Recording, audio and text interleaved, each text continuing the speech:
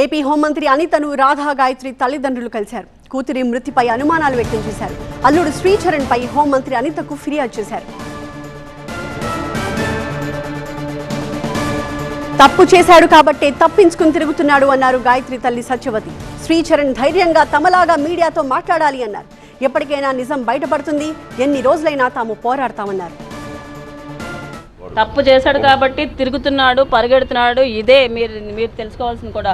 మాలా ధైర్యంగా మీడియా ముందుకు రమ్మనండి, మాట్లాడమనండి. అలా పరిగెడితే ఎక్కడవుతుందండి? ఎప్పటికైనా మనం తప్పు అన్నది బయట పడుతుంది. ఇవాళ కాకపోతే రేపైనా అది నిరూపించుకోమనండి. ఇవాళ మేము ఇలా తిరుగుతున్నాము, రేపు ఆగిపోయి ఇంట్లో కూర్చుంటాము అనే ప్రసక్తి అయితే లేదండి. మేము ఎన్నాళ్ళైనా పోరాడుతాము. మనకి గవర్నమెంట్ సపోర్ట్ ఉంది, చంద్రబాబు నాయుడు గారి సపోర్ట్ ఉంది మనకి.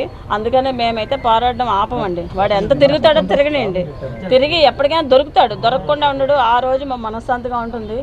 ఆ రోజు వరకు పోరాడతాం. మా పాపకు ఆత్మశాంతి కావాలి అంటే వాడు దొరకాలి, వాడు నిజాలు చెప్పాలండి. వాడు చెప్తేనే కదా తెలిసేది. మేము చెప్తున్నాము, వాడు కూడా చెప్పాలి. నేనే చేశాను అని వాడు ఒప్పుకుంటాడు. ఒప్పుకోకపోతే అవ్వదండి, ఒప్పుకుంటాడు. ఇదైతే నాకు నమ్మకం ఉంది. నా పిల్లే నాకు నడిపిస్తోంది ముందుకు మమ్మల్ని.